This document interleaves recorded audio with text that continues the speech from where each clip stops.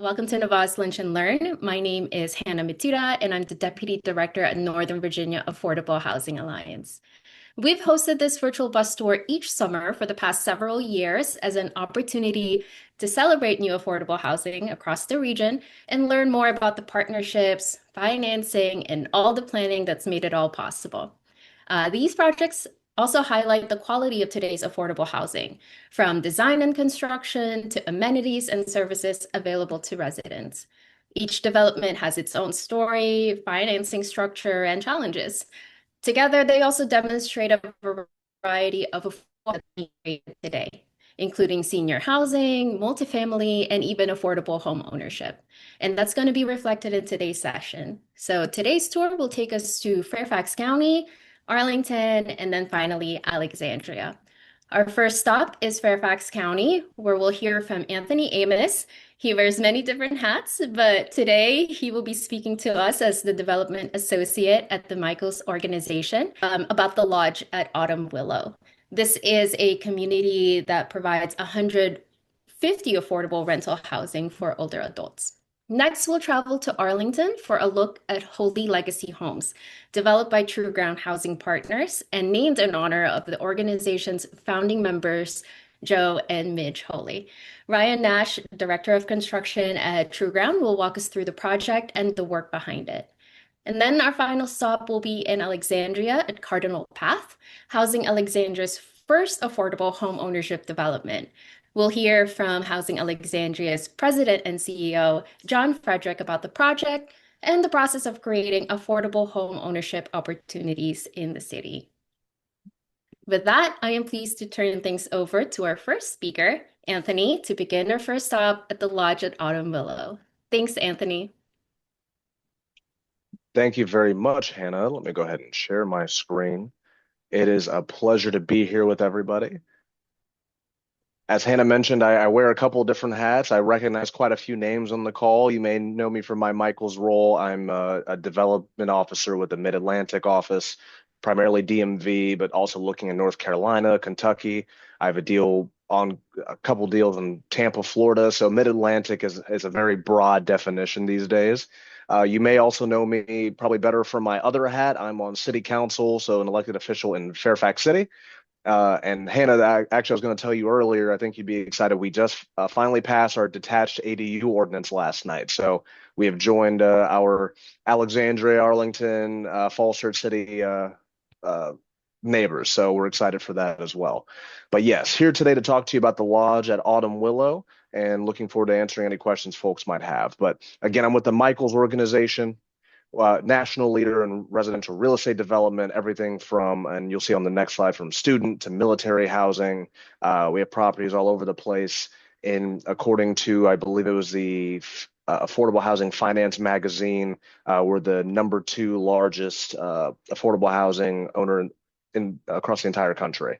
And so we've been doing this for 50 plus years. Some of you may have heard about the passing of Michael J. Levitt, who was the founder of Michaels more recently within the past month or so, which was a tragic passing. But the way that Michaels organization is structured and being very family oriented goes back to our owner, and that's roots that we take very seriously. So our vision, as it says here, a Michaels neighborhood is a beautiful, bustling place to call a home and a launching pad for people to move to the next level of their lives. And that could mean all sorts of things when it comes to multifamily housing. You know, our young workforce, younger generation looking for an affordable place to live near transit, near their workplace, near amenities. But as you'll see in today's case, it also means for being able to downsize, to age in place, to have a comfortable community where your grandchildren can come visit you, and to create more of a seamless experience as you go from one stage of your life to the next. So it's not about prioritizing a specific age group. It's about making sure we provide housing that accommodates everyone, regardless of socioeconomic status or age. And so this is just a little bit about our portfolio. So operating in 39 states, including DC, Puerto Rico, and we're also in the Virgin Islands. I haven't gone to the Virgin Islands location, but I truly hope I do very soon. So I'd definitely love to check that out. 585 communities. We're talking over 76,000 units, 58,000 developed. 12 billion under assets, 200,000 residents. We have a scholarship program and an education fund. Over $19 million have been distributed through that. And it says 52 years in business. I believe we're at 53 now. So we've been around for a while. We love to not only develop in the communities, but get engaged and create incentives and programs for our residents to have better outcomes. And then Michael's development, neat little picture of Autumn Willow, just a little teaser for you right over here. Snuck some in, and I want to give credit to KTGY, who is the architect on the project, for providing some of the photos in this presentation as well. But again, we cover everything from multifamily housing, student housing, attainable workforce housing, military, tax credits, historic preservation, RAD. So we do everything under the sun. We've also more recently gotten more into the infrastructure side of things, but we're primarily focused on residential development and owners and property management.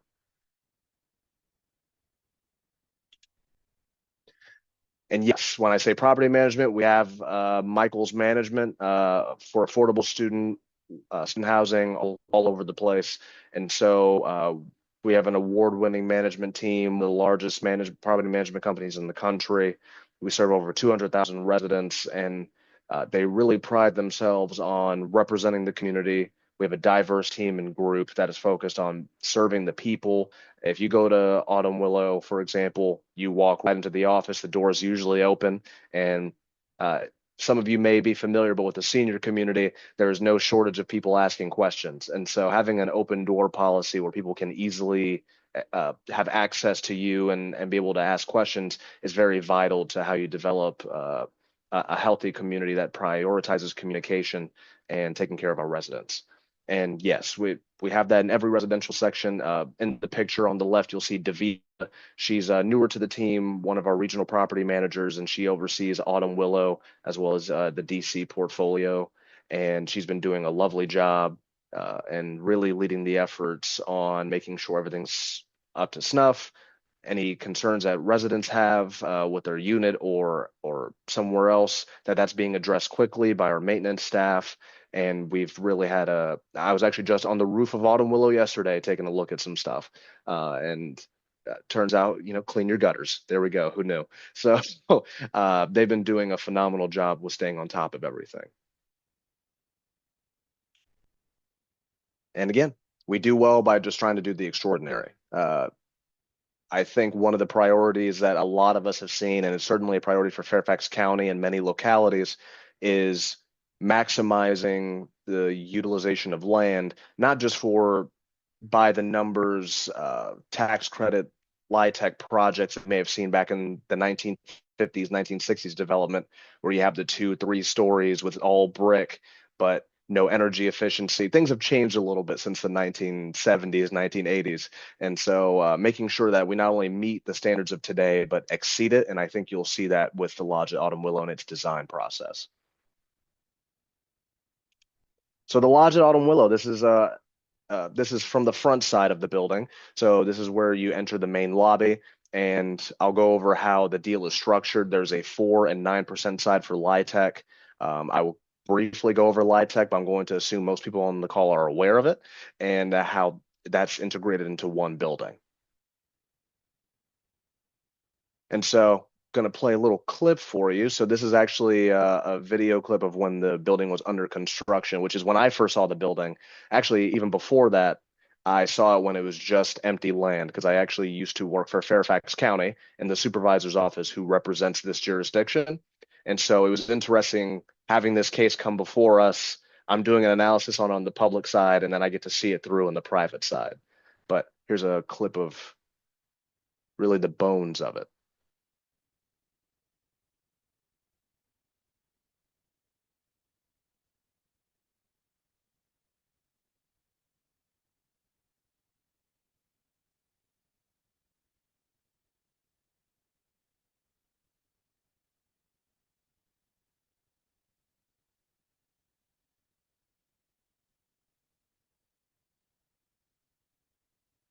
So as you can see, there's two different sides to the building, and then there's a connective tissue, which is that lobby area right in the center.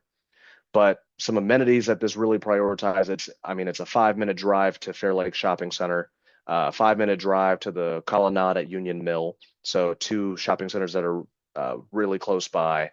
I also love going to Jira Bakery, which is right down the road from this site. It has some of the best iced coffee. If you're a fan of iced coffee, that's my spot right there. It's also adjacent to two parks, so you have right across the street is Stringfellow Park, where there's a parking lot right there. And then if you go a little further down the road, you'll also be able to access Arrowhead Park.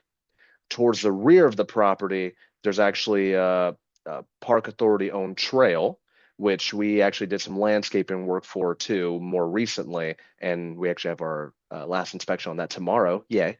So you'll see that there's also so many amenities that go through this property and natural landscaping. It really is a beautiful site, and this was a all hands on deck situation.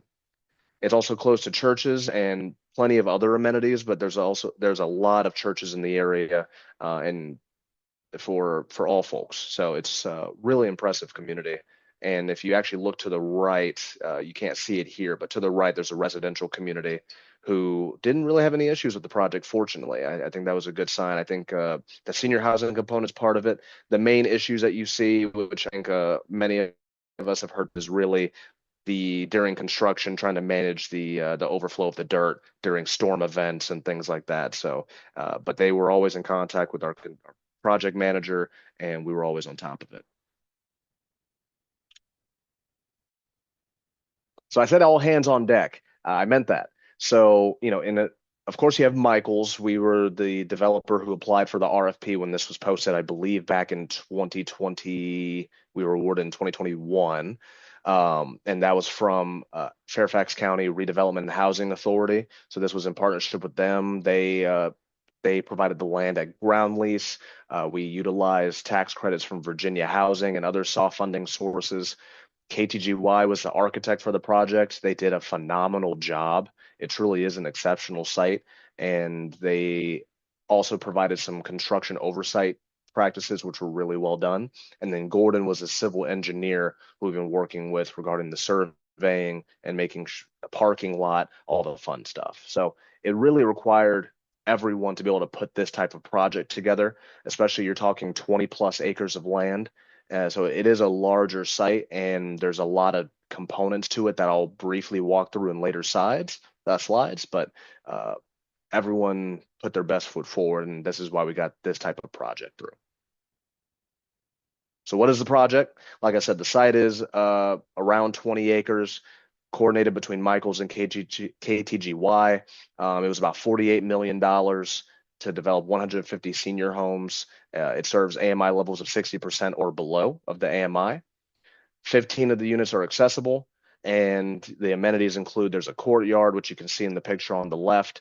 In that courtyard, there's also a dog park. You can't see it in that picture, but it's behind the middle row of the trees, as well as kind of like a community garden set up in that back right corner. And there's also community spaces on the interior of the building. So the lobby is here to the right. There's a kitchenette on the right side of the lobby. If you go upstairs, there's a pool table with a TV and library. There's a fitness center, yoga room, office space. There's a community room where many of you may have been hearing about the recent Mahjong trends. I am a testament to that. I see them playing Mahjong every single day I'm at the office. And so you're seeing how this community is evolving and how people are growing together, and how that diversity mix works so well here that there's just so much comfortability. And the smells of what people are cooking, oh, you gotta come through. It's lovely. And yes, I forgot to mention, but we are also certified for green design via Earthcraft. So that was the mechanism we went after. So financing strategies, I know this is one of the questions, just to briefly touch on it. So yeah, this is a 9-4 hybrid LIHTC, low income housing tax credits. The 9 is the competitive one, federal administered by the state, and then the 4 is the non-competitive state issue tax credits. So 75 of the units were 9%, and then 75% were 75 units were 4%. So that's how that 150 split is operated. We have a ground lease structure that was a part of the RFP with Fairfax County Redevelopment Housing Authority, which helped provide the land at nominal value, which a lot of you will note is extremely critical in trying to develop, especially on land in this area when it's honestly at a premium and extremely expensive. And so we're extremely grateful for their partnership on that. In terms of gap financing, we had a few different soft funding sources: Virginia Housing Trust Fund, National Housing Trust Fund, High E, which is the energy efficiency from the federal level, and then also the blueprint funding from Fairfax County. A lot of that helped to make sure that the project worked financially and that it penciled well. And so a lot of that would be attributed to quote unquote gap financing. We also utilize the Housing Authority's first mortgage program, Virginia Housing. And so Virginia Housing has this program. I think a lot of developers tend to use it just because it's extremely beneficial. And so we utilize that. And then, of course, standard investor and GP equity. We have a lot of investment partners that we typically work with, such as Berkadia, Truist, and they've all always done a great job with us and helped to bring this project to life.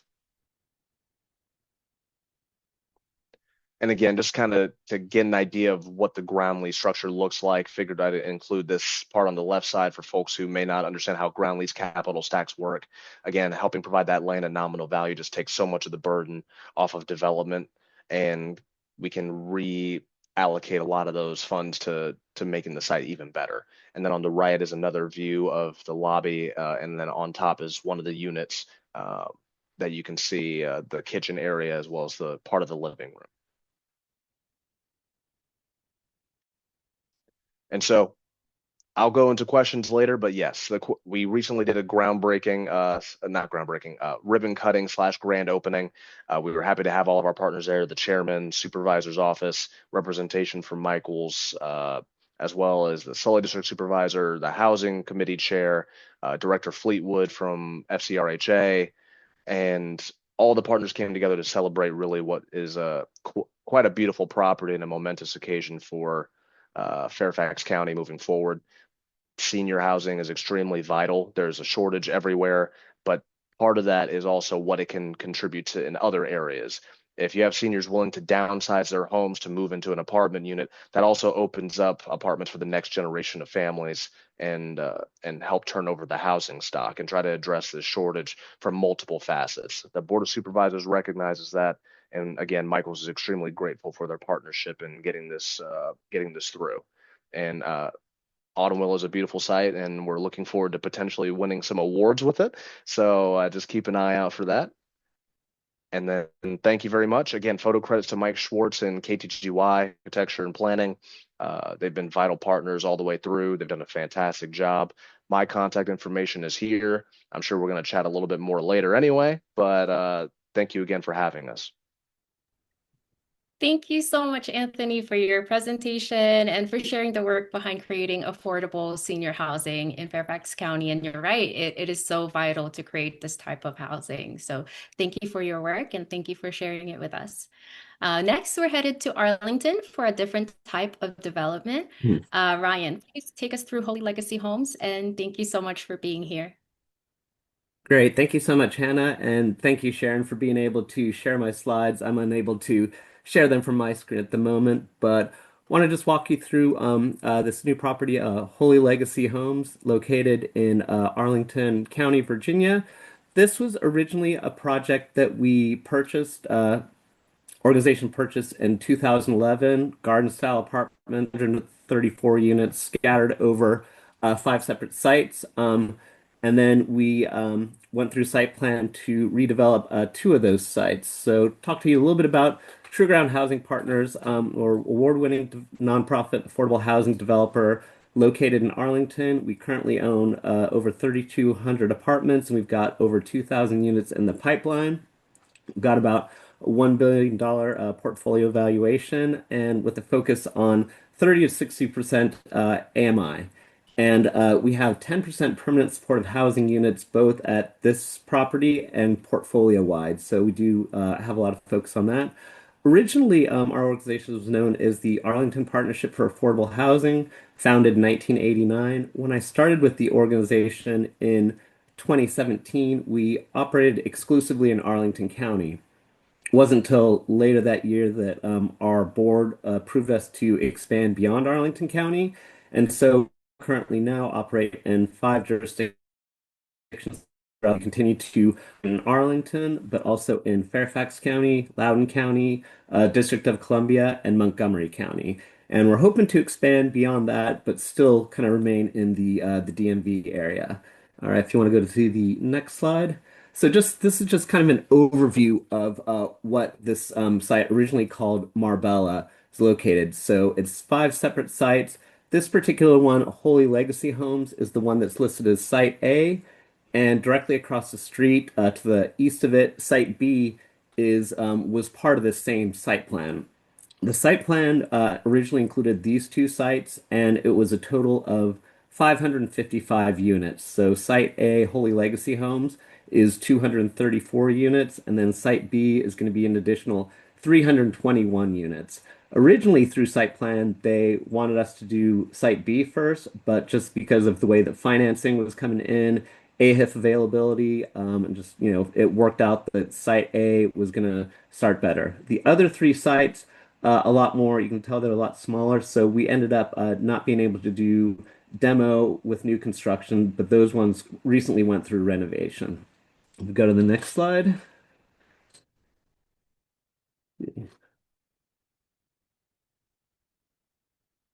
So on the next slide is just sort of another view of these ones. Let's see.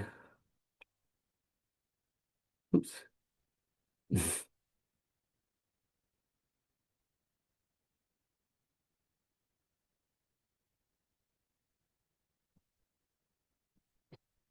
Okay, and so this is just another part of like, just the type of the buildings.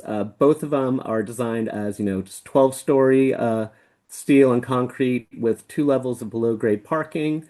And Site A is the Holy Legacy Home. Site B is to be determined. One of the challenges that we ran into was when we did develop Holy Legacy Homes, it was designated as a difficult to develop area, but Site B currently is not, even though it's right across the street. So that provided us with about an $8 million funding gap. So we're looking at ways to close that, and hopefully we'll be able to develop it sometime in the near term.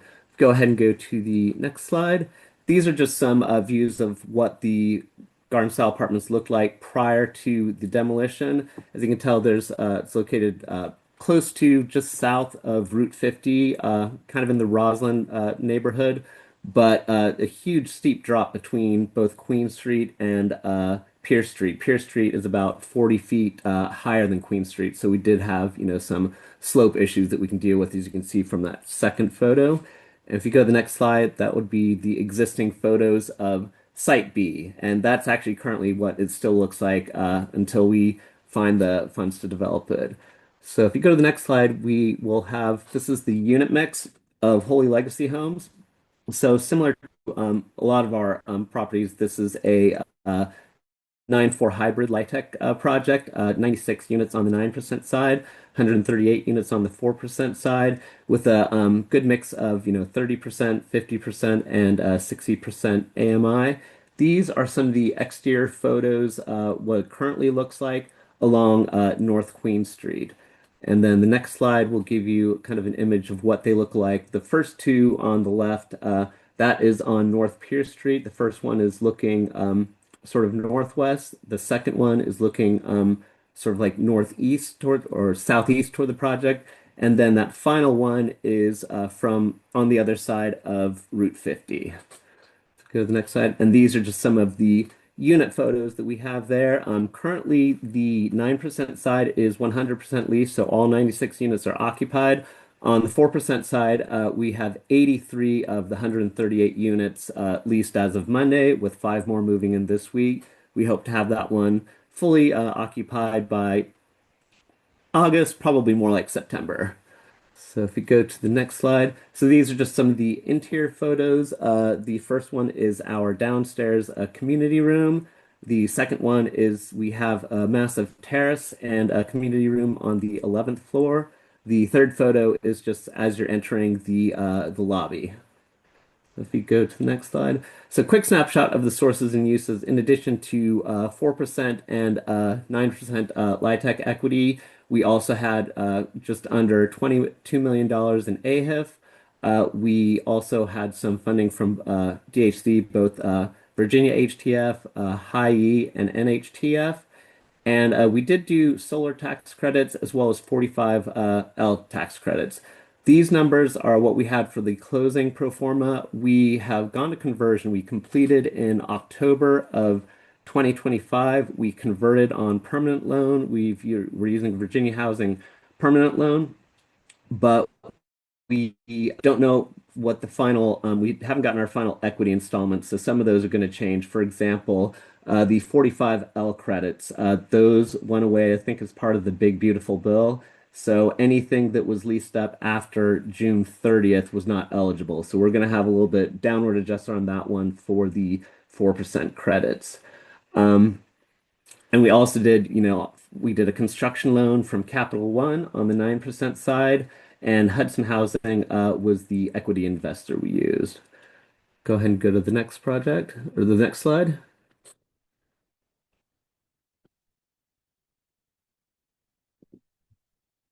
Oops. Sorry about this, Sharon. Sorry, my sharing availability wasn't working.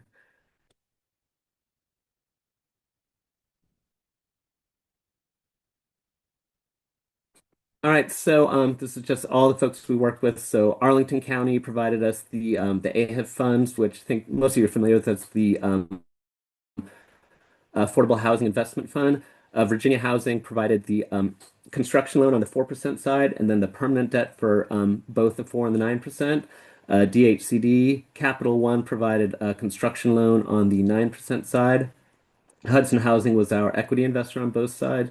We also got a small grant from Corporation for Supportive Housing, as well as the Northern Virginia Regional Commission.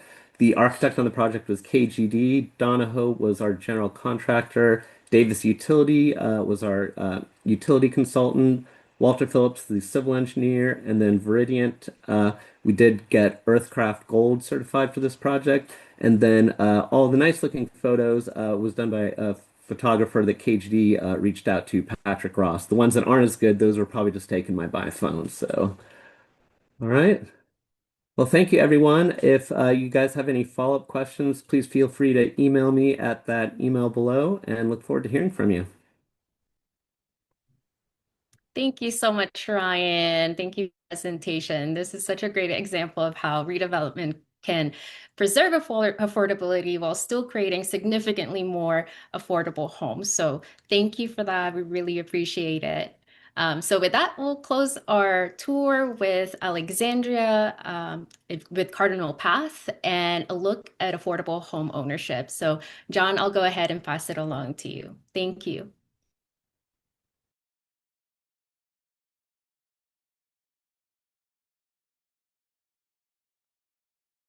John, I think you're Yeah, muted. sorry, I was muted. It's okay. I assume everybody can hear me now. Good afternoon.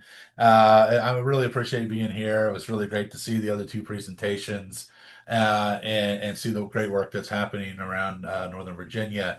So we are going to take a little different path here and talk about Housing Alexandria's first um, kind of segue into first-time homebuyer home ownership.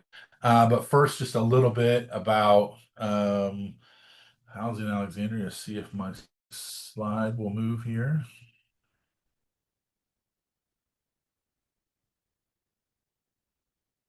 Sorry, everyone. I don't know why there we go. Moved on my end. Did it move on the okay. So Housing Alexandria it's interesting that the presentations here at Michael's organization is a national developer, True Ground, continuing to grow, but very much a DMV regional organization. And Housing Alexandria is committed to and works exclusively in the city of Alexandria. We were actually founded out of a city initiative back in 2004, and will continue to be our mission to work only in the city of Alexandria.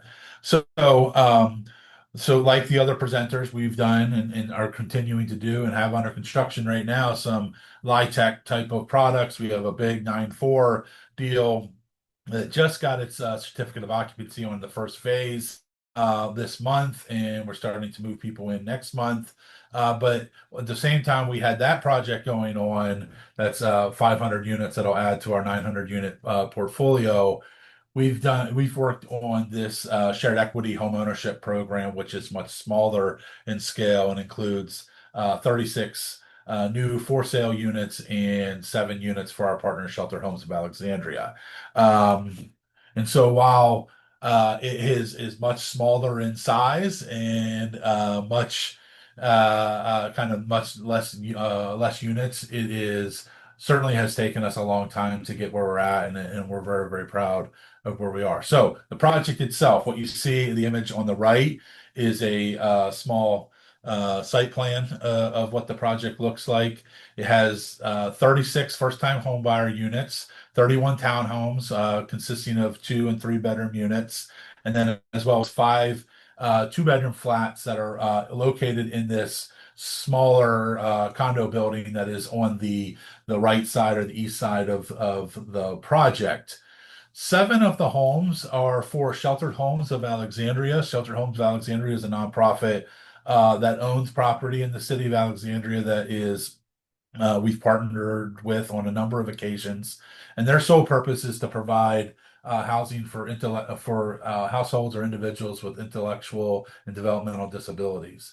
So as the Commonwealth of Virginia has continued to find ways to incorporate IDDD housing within projects, we have had this great opportunity to work with Shelter Homes of Alexandria and be their partner as we have continue to develop projects. Next slide. So the way the project breaks down, some images on your left, but 16 2-bedroom townhouses, 15 3-bedroom townhouses, and then, as I mentioned, the 5 2-bedroom, 2-bath flats. The 2-bedroom, all of the townhouses have garage parking. The difference is that the 2 bedrooms have what we call tandem parking, or front to back for 2 spaces, and then the 3 bedrooms, because they're a little wider, have kind of side by side garages. The 5 2-bedroom flats that are in this condo building that's shown on image on the left, those units are on the kind of the left side or the west side of the main entrance to the building.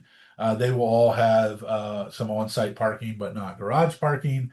And then the Sheltered Homes of Alexandria units, they were originally designed, this is a pretty interesting part of the project, they were originally designed as 3 4-bedroom, 4-bath units. And the reason is that the city in Sheltered Homes has a number of group homes throughout the city. And those group homes, this one in particular, served up to 7 people. At the time that we started construction, it actually had 5. But the idea and the magic number was to get under 5 units, and therefore that meets the standards of kind of the more modern group home facility. But some funding sources that came from the DBHDS, Department of Behavioral, I forget exactly the acronym, but at the Commonwealth had some funding, but really required some units to be single 1-bedroom and efficiency units so individuals could live independently. We've worked with SHA on these types of units before, so we incorporated them into the design to pick up that funding source. I think that this slide is interesting because it really gets to the root of why and how this project was developed. Originally, it was set up, we were hoping to do a much larger project, but if you look at the image on your left, it was 3 parcels. The parcel on the right is where the Sheltered Homes group home was. The parcel in the middle was an individual single family house that was owned by a private owner that Housing Alexandria got under contract. And then the parcel on the left, which has a tremendous amount of topography and sat next to the current fire station on Seminary Road, was a city-owned parcel that they put into the deal. Originally, we had hoped to always do some home ownership because this side of the lot was predominantly single family homes. And so we had thought about lining this side of the project with townhouses, or maybe the condo building to provide some home ownership and then create a larger scale multifamily building to the west of the site that kind of ties more to the growing corridor along 395. Um, One, we had, so this kind of, but the thing that I want you to, before I leave this slide, is to notice is this big storm line that runs through the middle of this site, connects here. Those are very large storm line. And going to the next slide, some of the issues that we had is, one, that storm line. Two, in the back of the site, there was a wetland that is titled of limited ecological value, which meant that even without permitting, we could have filled it and developed it. But giving some of the concerns of the single family neighborhoods around it, we decided to purposely leave that alone and create a barrier around it and leave that be. But in addition to that, if you see down, instead of going through all of these, number 6 is the zoning issues that were involved. And so this was because it's a transitional single family zone and they are originally single family houses. This was zoned in a very similar R8 kind of single family type of zoning category with an underlying small area plan that limited the height. And so while we did rezone the property to RA to allow more of a multifamily, small multifamily, and allowed an increase in height, we were capped at the height limit at 35 for a number of reasons, which allowed us to do the project that we did, but certainly wasn't going to allow us to do the larger multifamily building that we wanted to do. And once that was determined, and knowing that we had the infrastructure in the site, it was just not feasible to build more of a LIHTC, larger scale project because we didn't have enough density to warrant moving the infrastructure. And therefore, we started down the path of designing more our first home ownership program, because we had designed determined that we wanted to do some affordable home ownership regardless, but we made the whole project that. But if I could go back just to 3 slides so you can see this whole project is really designed. If you see the sidewalks and the open space in the middle of the site, it really is designed to design around those storm lines so that we didn't have to move any of that infrastructure, and we could, build the vertical buildings above it. But if there was ever anything that needed to be improved, even though we lined it and we did some small improvements, if it ever needed to be dug up to have improvements, you can get access to that. But that zoning and infrastructure really ended up being the driver of the design of the site. Not going to spend a lot of time on this slide, but what I think is interesting is it's pretty typical of a project. We submitted our first concept in September of 2020. Took us about 2 years to get full approval on where we were. Of course, as I said, we went through various different iterations from a bigger building down to the final project. But then took us almost 2 years from the time that we got our approvals to not only get our final site plan and building permits, but line up all of the financing that we needed to build the project. Home sales started in March. We are on the townhouse portion of the project, other than one unit that needs to be sold. The rest are all kind of occupied now by their new owners. And the only reason that we haven't sold the last one is because we had a contract on it. It fell through. The individual was not able to get the financing, unfortunately, and now we have it under contract with a new buyer, hoping to sell it here this summer. It's always important to look at the financing stack and all of these, but I think it's really important in this one because if you want to do affordable housing, you obviously are always going to get a lot of different sources. But if you want to do affordable home ownership, those sources come in much smaller chunks. that add up to a big number. But what you see missing here is the no low-income housing tax credits, right? That's just a big thing that in home ownership is very hard to replace.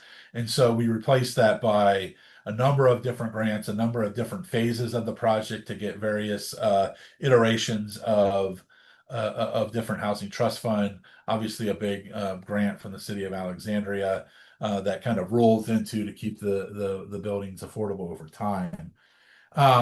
But that gets me to what I think is the most exciting part of the project. We're very proud of the way it came out. The homeowners are very excited, but it is also got a long-term affordability component to it. And so what you have, and you'll have these slides, and you can kind of do the math, but essentially what the way that the buildings stay affordable over time is through deeds restrictions and a number of other kind of layered on restrictions that make sure that we're completely protected. Is that the owners of those homes, they can own them as long as they want. They can pass them down to their heirs however they want to use that real estate, they can. But if and when they ever decide to sell, they keep 25% of the growth in equity at a market appraisal. And so every time a unit is sold, you do a market appraisal. We've had these buildings appraised, and they're appraising at about 800,000. The 3 bedrooms a little more, the 2 bedrooms a little less, but call it 800,000. And we're selling, as shown on the previous slide, at about half that cost. If, for example, in 5-10 years they choose to sell and it's reappraised a new market value, as in this example of 950,000, that's a growth of $150,000 over the hold period, and the seller keeps 25% of that. So therefore, the house is resold at a price of the original sales price plus the 37,500 in this case, which allows them to create that equity, get that equity, plus anything that they've paid down, plus any kind of down payment grants assistance they got. They walk away with that quote unquote shared equity, and the sales price then remains relatively affordable, probably growing less than what even the market rate would be. And at this case, it would resell at 432,000 whenever that building would sell again under this example. So we're really excited about this. We think this is going to be something that will continue to be part of who we are and what we do. We're setting up a number of stewardship programs to kind of work with our home buyers and offer various services over time. But we, instead of setting up an actual community land trust, we amended our bylaws because, as I mentioned at the beginning, we are very geographic focused. All of our board members are from the city of Alexandria. And so we amended our bylaws to make the shared equity home ownership project and program part of who we are. Everything we do is obviously with the other presenters about the people. And I think the outcomes here, in my opinion, speak for themselves. While it's a big investment from a number of these partners on soft money, the end result is that the average monthly payment, this is principal, interest, taxes, condo fees, etc., is about $2,400, which is not too far off of what people are paying on a 60% AMI 3-bedroom, 2-bedroom unit at this point in time. But that then is fixed. We own lots of rental properties as well, and know that especially over the last 5 to 6 years, those rates have been growing at 5% plus a year. Excuse me. This fixes their cost, obviously minus taxes and insurance and that type of thing.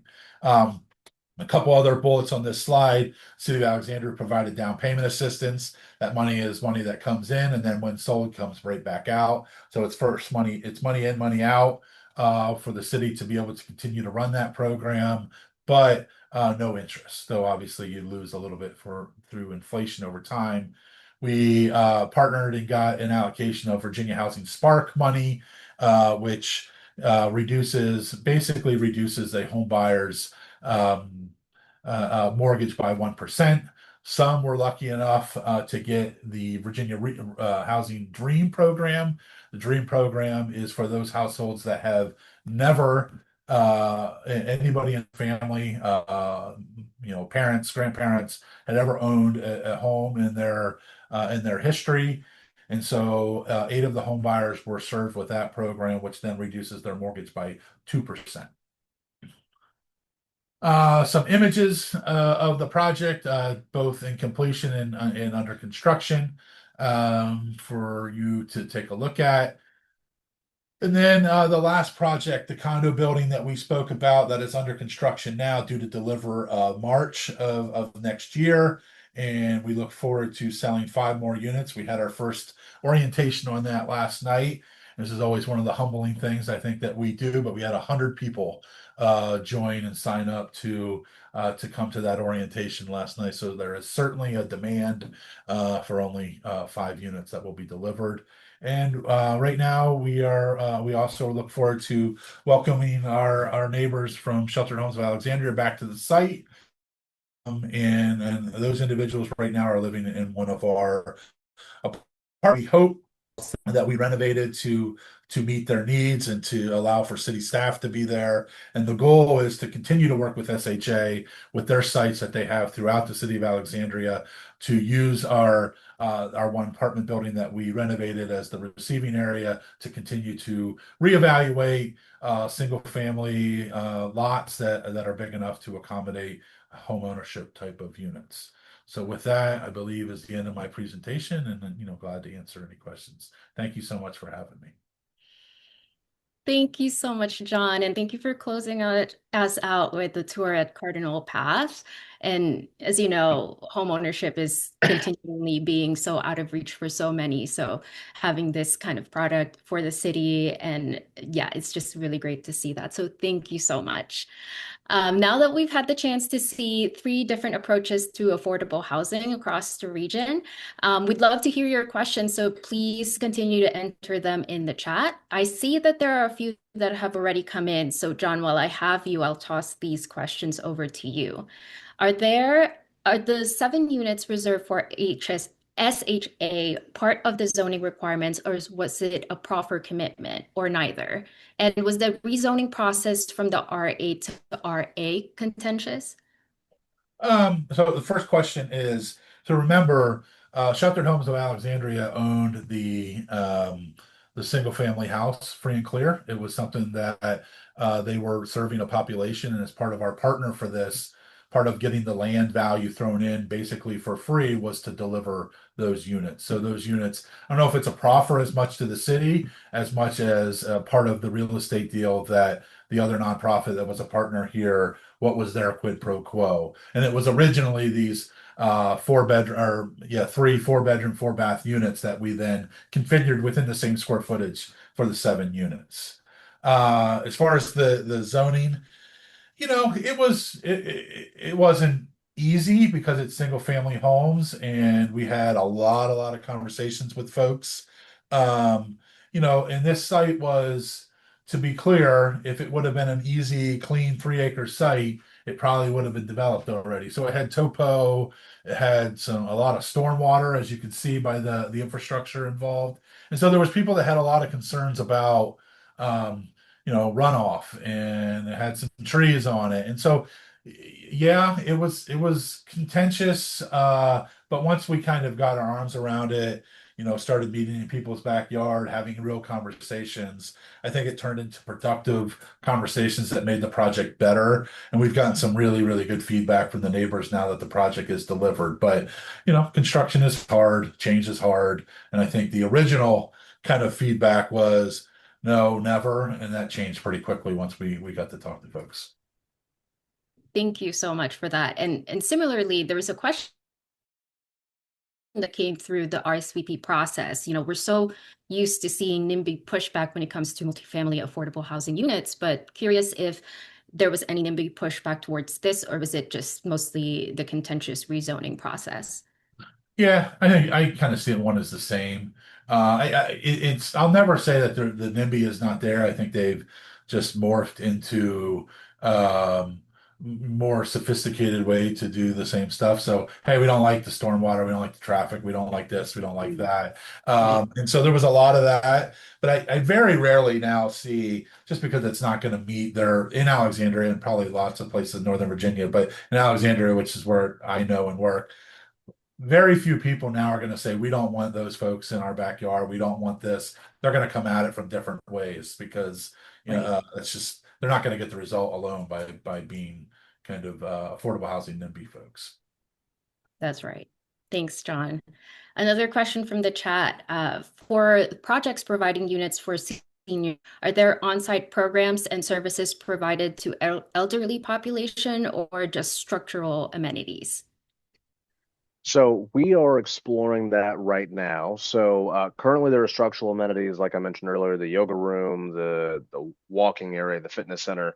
But I wouldn't say there's any recurring program. We have held community events through the property management office. Right now, our property management team is exploring on how we can evolve that to create recurring programs.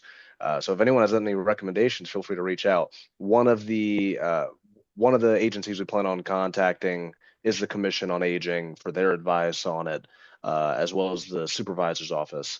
Simultaneously, I have received outreach from different organizations such as the Alzheimer's Association, who are interested in providing materials and presentations on site. So we're also engaging with them. So I guess the best answer to your question is not currently, but we will shortly. Wow, that's great. And while I have you, I did get a question from the RSVP process. Can you talk about the housing blueprint loan that was used to build the lodge? What role did it play and how did it work out?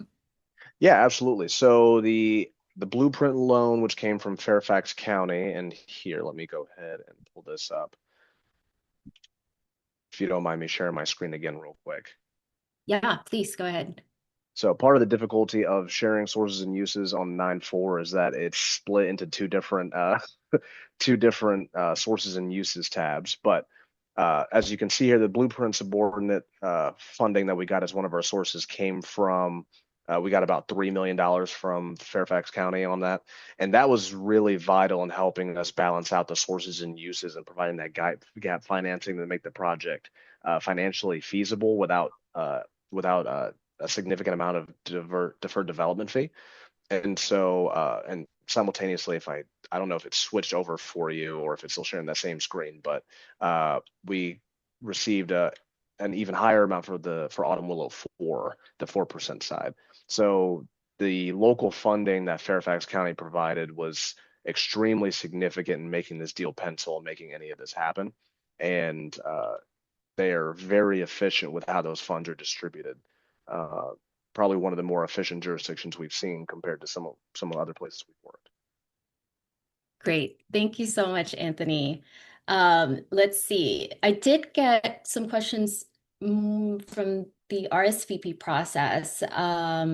Ryan, did Wholey Legacy Homes have any proffers that the county requested for this development? Trying to think, not really specifically. It was a little bit different because it was just, we owned the land outright. We had owned the garden style apartments. So it was sort of the typical, site plan review process for Arlington County. There was negotiations about, the total height, number of units, AMI, but I don't think there's any specific separate proffers that we needed to do. One of the biggest challenges in dense urban area like Arlington, this was just a 1 acre site, and so just getting easement agreements negotiated with the various neighbors we have directly to the south is market rate multifamily apartment building as well as across the street. And I think one of the bigger challenges was also North Pierce Street is actually not a typical Arlington road. It's much more narrow. So getting all of the utilities coordinated in where DES could agree, that was a big challenge. They wanted originally to put the gas line underneath a sidewalk that was kind of brand new, and it was just it was a tough getting through the utilities there. But after a while we're able to make it work. But no specific proffers similar to like what we have on a lot of our Fairfax County deals. Great. Thank you so much, Ryan. I do see another question from the chat. How are the buyers for sale homes in Alexandria selected? Was there a wait list?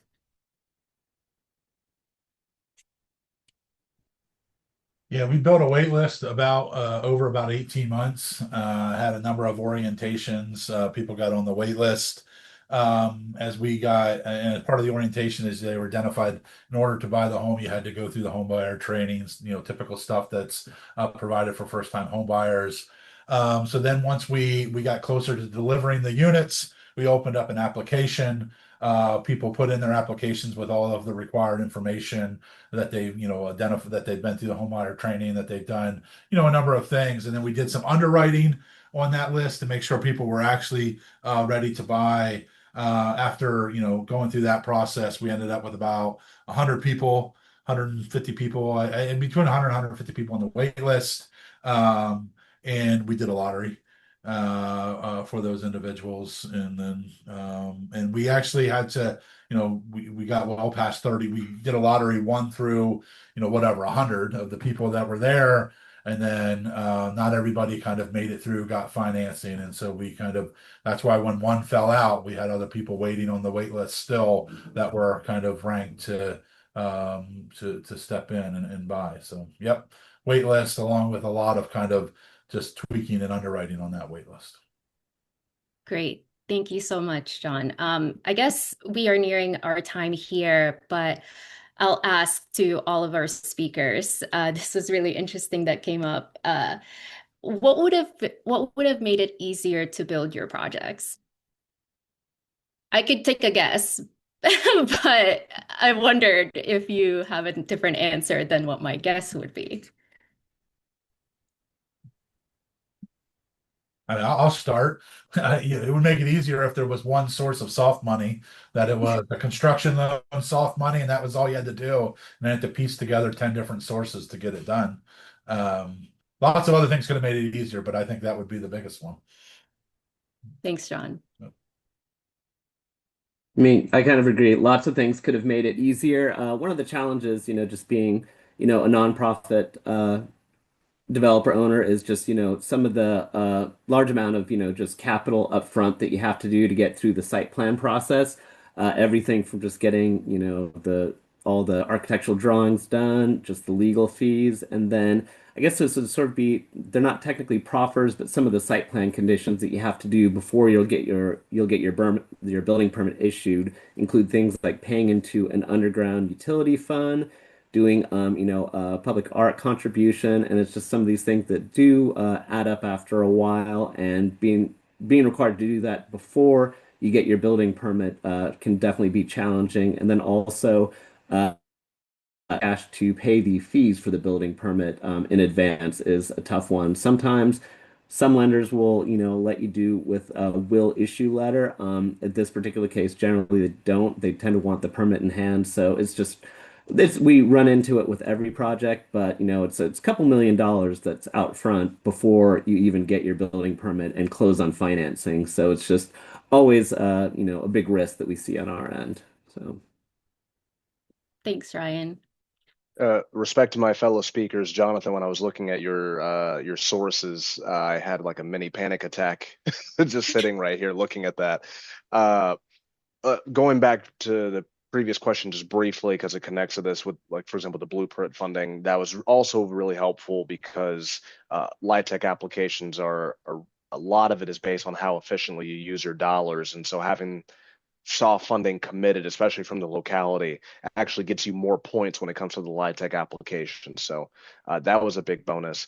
I would say when it comes to difficulties and challenges, I'll kind of overlap a little bit of the construction piece with kind of the lease up piece. Thankfully, we are 100% occupied, so 100% leased up. I would say some of the challenges with getting there may have been, for example, coordination with VDOT, and simultaneously just a 60% AMI range. I think you hear that from a number of senior communities on when you factor in assets and everything, meeting those AMI requirements. We got there. But, for example, Autumn Willow 4 is structured where those 75 units are all at 60%. So it took longer to lease that side up than the 9% side, which is 30, 50, and 60%. So, but for the construction piece, there were just some challenges that honestly a lot of it was attributed to weather. Like we needed our Virginia housing inspection wrapped up, and then Snowcrete hit, and so no one could really Mhm. travel for for like a month. That's So right. some of it is just bad luck, and hopefully better moving forward. But overall, our partners did a great job. Thank you so much, Anthony. And thank you to all of our speakers. We are over time. Ryan, Anthony, John, thank you so much for your work and for your time with us today. Thank you to Sharon for helping us out today, to the NVAHA team that's on the call. And we will see you at our next Lunch and Learn. So thank you all for coming. Thanks again, everybody.